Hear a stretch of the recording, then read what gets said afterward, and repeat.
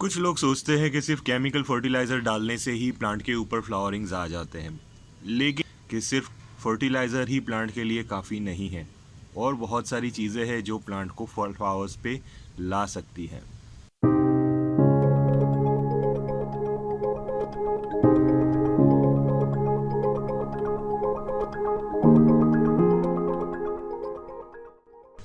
तो hello friends, good morning. मैं हूं एमजे और जैसे कि देख रहे हैं ये हमारे क्लेमेटिस के पौधे हैं जिसको गुजराती में बोलते हैं मोरवेल।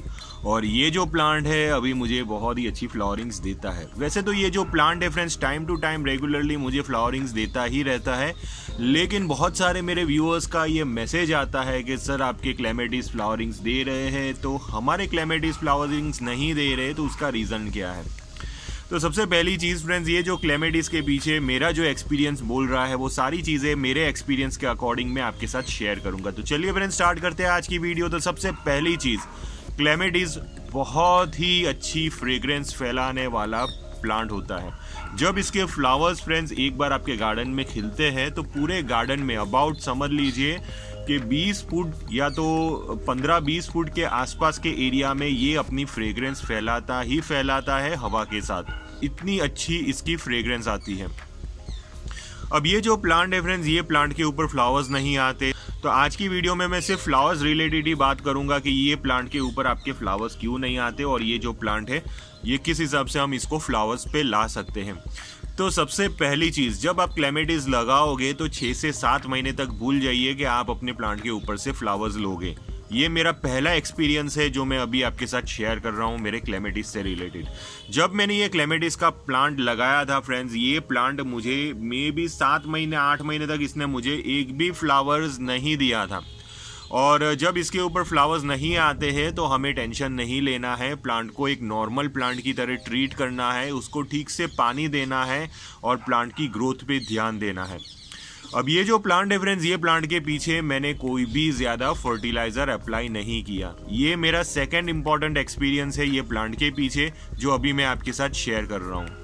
जी हाँ फ्रेंड्स, बहुत सारे लोग ऐसा सोचते हैं कि सिर्फ केमिकल फर्टिलाइज़र डालने की वजह से आपके जो प्लांट है वो बहुत सारे फ्लावर्स दे पाएगा, लेकिन क्लेमेटिस के मामले में फ्रेंड्स ये मैं उन लोगों के लिए ये जवाब है कि सिर्फ फर्टिलाइज़र के दम पे हम प्लांट के ऊपर से फ्लावर्स नहीं ले सकते। फर्टिलाइज़र हमेशा मैं पहले से आप सभी को बोलता आया हूं कि फर्टिलाइज़र सिर्फ एक सपोर्टिव मेजर्स के हिसाब से हमें प्लांट के ऊपर यूज़ करना है। प्लांट की रिक्वायरमेंट के हिसाब से हमें उसको फर्टिलाइज़र्स प्रोवाइड करने होते हैं। जो प्लांट की जितनी रिक्वायरमेंट है वो प्लांट को उतना फर्टिलाइज़र जाएगा ही जाएगा।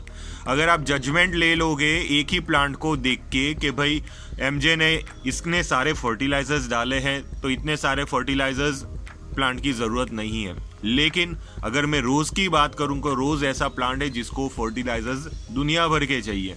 और जहां तक ये क्लेमेटिस की बात मैं करता हूं फ्रेंड्स, ये जो प्लांट है उसको बहुत ही मिनिमम फर्टिलाइज़र चाहिए। अगर आप ऑर्गेनिक फर्टिलाइज़र यूज़ करते हैं, लेकिन अगर आप सही फर्टिलाइज़र यूज़ करोगे तो बाद में ये ऑर्गेनिक फर्टिलाइज़र में भी आपको बहुत ही अच्छी फ्लावरिंग्स दे पाएगा।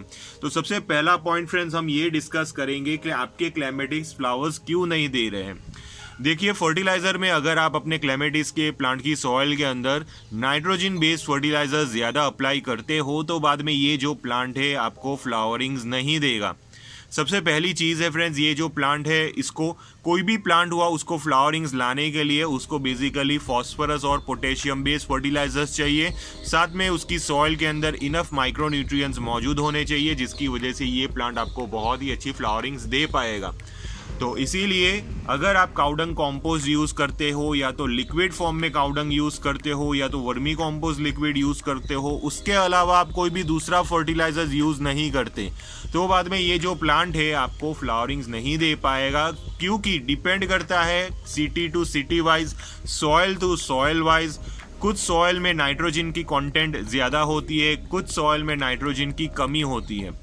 तो डिपेंड करता है city to city, soil to soil wise, क्योंकि कुछ एरियाज़ में ऐसे होते हैं फ्रेंड्स कि अगर आप वर्मी कॉम्पोस्ट या तो काउडंग कॉम्पोस्ट डाल दोगे तो भी वो प्लांट फ्लावरिंग्स पे आ जाएगा, क्योंकि वहाँ की मिट्टी का कमाल होता है। मिट्टी के अंदर फॉस्फोरस और पोटेशियम की क्वांटिटी ज़्यादा हो तो बाद में वो प्लांट, अगर आप वर्मी कॉम्पोस्ट भी डालोगे तो भी ये प्लांट आपके ब्लूम्स देना स्टार्ट कर देंगे।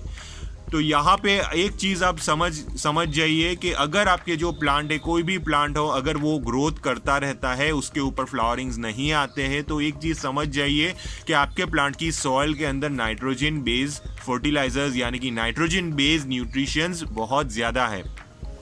तो वो न्यूट्रिशंस हमें एक्सेस देने की ज़रूरत नहीं है। अगर आप एक बार कंपोस्ट डाल दिया अपने प्लांट की सॉइल के अंदर, क्योंकि कंपोस्ट तो ज़रूरी है कोई भी प्लांट की सॉइल के अंदर, क्योंकि कंपोस्ट के अंदर बहुत सारे ऐसे माइक्रो ऑर्गेनिजम्स मौजूद होते हैं जिसकी वजह से आपके जो प्लांट के रूट सिस्टम न्यूट्रिशंस सॉइल के अंदर ले पाएंगे। तो इसीलिए एक बार आपने कंपोस्ट डाल दिया पॉटिंग मिक्स रेडी करने के दरमियान, उसके बाद अगर आपको लगता है कि प्लांट के ऊपर सिर्फ ग्रोथ हो रही है, प्लांट के ऊपर फ्लावरिंग्स नहीं हो रही है, तब फ्रेंड्स आपको बोन मील और बनाना पील्स जैसे फर्टिलाइजर्स का एप्लीकेशन करना है। अब यहाँ पे जैसे कि देख रहे हो फ्रेंड्स, ये प्लांट के अंदर तो मैंने बोन मील भी नहीं डाला, बनाना पील्स भी नहीं डाला, फिर भी ये जो प्लांट है मुझे अच्छी खासी फ्लावरिंग्स दे रहा है। ये प्लांट के पीछे मैंने सिर्फ सिंपल वाटरिंग की है। और जब मैंने ये प्लांट की मिट्टी रेडी की थी, ये मिट्टी के अंदर फ्रेंड्स मैंने सिंगल सुपर फॉस्फेट ऐड किया था, पोटाश ऐड किया था, और मैंने थोड़ा सा वर्मी कॉम्पोस्ट ऐड किया था। उसके बाद मैंने ये प्लांट को कभी भी फर्टिलाइजर नहीं दिया। जी हाँ फ्रेंड्स, इसके बाद मैंने कभी भी फर्टिलाइजर नहीं दिया। हाँ, मैंने ये प्लांट के अंदर लिक्विड फर्टिलाइजर में फ्रूट पील्स फर्टिलाइजर डाले हैं, और जो वर्मी कॉम्पोस्ट, जो काउडंग कॉम्पोस्ट लिक्विड होता है, वो भी मैंने अप्लाई किया है, लेकिन ये समर्स के टाइम मैंने अप्लाई किया है। और समर्स के बाद भी फ्रेंड्स ये प्लांट ने मुझे बहुत ही अच्छी ब्लूम्स दी थी। तो यहाँ पे एक चीज़ निकल के आती है फ्रेंड्स कि अगर आप bone meal, banana peels powder जैसे फर्टिलाइजर ये प्लांट के अंदर अप्लाई करते रहोगे रेगुलर बेसिस पे, तो बाद में ये जो प्लांट है आपको ब्लूम्स देगा ही देगा। उसके सामने आपको वर्मी कॉम्पोस्ट या तो काउडंग कॉम्पोस्ट जैसे लिक्विड फर्टिलाइजर्स या तो ग्रैन्युअल फर्टिलाइजर्स ज़्यादा क्वांटिटी में नहीं डालने हैं। 2-3 महीने में एक बार आधी मुट्ठी जितना कॉम्पोस्ट अगर आपने ये प्लांट की सॉइल के अंदर डाल दिया, वो इनफ है। बाद में हफ्ते या तो 10 दिन के अंतर में आप इसकी सॉइल के अंदर बनाना पील्स पाउडर और बोन मील जैसे फर्टिलाइजर अप्लाई कर सकते हो। बहुत सारे लोग वेजिटेरियन होते हैं, वेजिटेरियन लोग बोन मील नहीं डाल पाते, तो उसके लिए फ्रेंड्स आप प्रॉम फर्टिलाइजर का इस्तेमाल करिए। प्रॉम फर्टिलाइजर एक ऑर्गेनिक फर्टिलाइजर है जो फॉस्फोरस से रिच होता है। अब ये जो प्रॉम फर्टिलाइजर होता है फ्रेंड्स, ये प्रॉम फर्टिलाइजर में फॉस्फोरस की क्वांटिटी अच्छी होने की वजह से फ्रेंड्स आपके जो प्लांट के रूट सिस्टम डेवलप होंगे, का जो प्लांट है वो फ्लावरिंग्स मैक्सिमम दे पाएगा। तो ये जो प्रॉम फर्टिलाइजर है हमें 2 से 3 चम्मच डालना है हर 10 से 15 दिन के अंतर में। और बनाना पील्स पाउडर है वो आप साथ में अप्लाई करिए, मिक्स करके अप्लाई करोगे तो भी चलेगा, कोई प्रॉब्लम नहीं होगी। ये 2 फर्टिलाइजर्स अगर आप रेगुलर बेसिस पे अपने क्लेमेटिस के प्लांट की सॉइल के अंदर अप्लाई करोगे तो बाद में आपके क्लेमेटिस भी फ्लावरिंग्स पे जरूर आएंगे। बोन मील भी डालना चाहते हो तो फ्रेंड्स आप हर 10 से 15 दिन के अंतर में 3 से 4 चम्मच जितना बोन मील आप अपने प्लांट की सॉइल के अंदर अप्लाई कर सकते हो। अप्लाई करने के बाद अच्छी तरह वाटरिंग करिए। ये हमारा सबसे इम्पॉर्टेंट पॉइंट है क्लेमेटिस से रिलेटेड, क्योंकि क्लेमेटिस के प्लांट को ड्राई सॉइल्स पसंद नहीं होती। इनको बहुत ही अच्छी तरह वाटरिंग चाहिए। अगर जब भी आप इसको पानी देते हो फ्रेंड्स कि पूरा अच्छी तरह दीजिए, ऊपर से लेके नीचे तक पूरी सॉइल वेट हो जानी चाहिए। इस तरह से फ्रेंड्स आप इसको पानी दीजिए। और फिर से नेक्स्ट वाटरिंग हमें तभी करनी है जब अगर आपको लगे कि ऊपर की सॉइल अभी ड्राई हो चुकी है, तो बाद में आप फिर से बहुत ही अच्छी तरह पानी दीजिए, फुल वाटरिंग करिए। अगर ये प्लांट को अगर आप कम पानी दोगे, थोड़ा थोड़ा पानी दोगे, तो ये प्लांट आपको कभी भी फ्लावरिंग्स नहीं दे पाएगा। ये सारी चीज़ करने के बाद भी फ्रेंड्स सबसे मेन चीज़ जो मैटर करती है वो है क्लाइमेट, ह्यूमिडिटी और क्लाइमेट में हीटनेस। अभी जैसे कि फ्रेंड्स हमारे यहाँ जो टेम्परेचर चल रहा है वो ठंडा चल रहा है, क्योंकि अभी हमारे यहाँ मानसून्स चल रहे हैं। और मानसून की सीज़न में फ्रेंड्स हमारे जो क्लेमेटिस आराम से ब्लूम्स दे पाएंगे, क्योंकि अभी ह्यूमिडिटी बहुत अच्छी है और क्लाइमेट में हीटनेस ज़्यादा नहीं है। तो ये प्लांट अभी आपको बहुत ही अच्छी फ्लावरिंग्स दे पाएगा। अब सबसे बड़ा जो एक कन्फ्यूजन क्रिएट हो जाता है कि हमारे प्लांट के ऊपर पेस्ट लग जाते हैं। जब पेस्ट लग जाते हैं फ्रेंड्स तब हमारे प्लांट के ऊपर फ्लावरिंग्स नहीं होती है। तो ये कन्फ्यूजन पहले आप दूर कर दीजिए। पहले आप अपने प्लांट को अच्छी तरह चेक कर लीजिए, कहीं पे भी पेस्ट वगैरह ये प्लांट के ऊपर नहीं लगे हैं। ये प्लांट के ऊपर फ्रेंड्स एफिड्स और मेलीबग्स जैसी बीमारियां इजीली लगती हैं, तो सबसे पहले चेक कर लीजिए अपने प्लांट की स्टेम।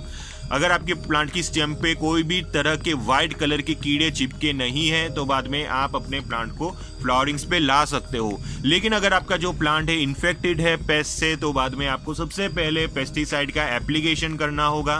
केमिकल हुआ या तो ऑर्गेनिक हुआ या तो बायो ऑर्गेनिक हुआ, आप अपने हिसाब से ट्रीटमेंट कर सकते हो जैसे ही आपको रिजल्ट जहाँ पे भी अच्छा मिले।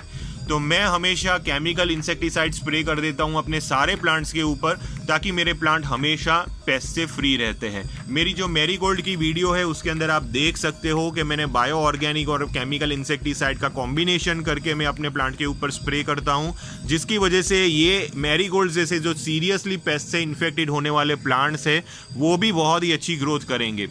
तो वो वीडियो में मैंने सारी इन्फॉर्मेशन दी है इंसेक्टिसाइड से रिलेटेड, तो अगर आपने वो वीडियो नहीं देखी है तो पहले देख लीजिए।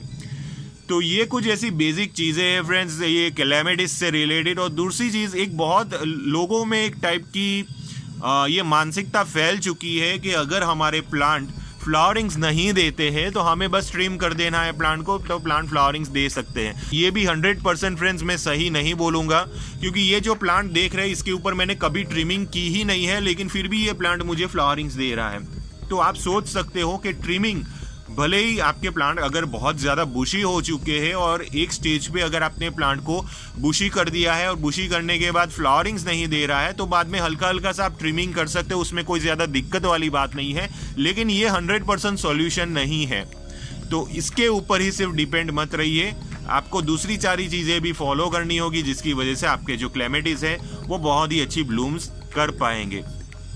तो अगर आपको किसी भी टाइप का कन्फ्यूजन हुआ तो आप मेरे टेलीग्राम ग्रुप में भी ज्वाइन हो सकते हो, आप मुझे इंस्टाग्राम पे मैसेज कर सकते हो और कमेंट बॉक्स में कमेंट भी कर सकते हो। टिल देन के लिए थैंक यू फ्रेंड्स और हैप्पी मॉनसून्स।